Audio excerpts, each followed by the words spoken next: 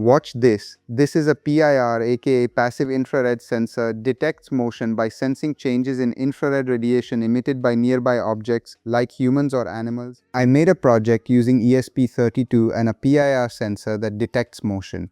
When motion is detected, it turns on an LED and simultaneously displays a notification on an OLED screen. This is a simple yet effective motion detection system. The code is so simple. First, we initialize the libraries, then we assign a digital pin to the LED. Here I use the pin 2. Inside the loop, the ESP32 updates the OLED screen in real time to display motion detection while controlling the LED. If motion isn't detected, rotate the PIR sensor's potentiometer to adjust sensitivity. This project demonstrates real-time motion detection, visual alerts via LED and OLED, and adjustable sensitivity, making it perfect for practical automation applications. All components can be neatly housed inside a case, providing protection. Follow for more.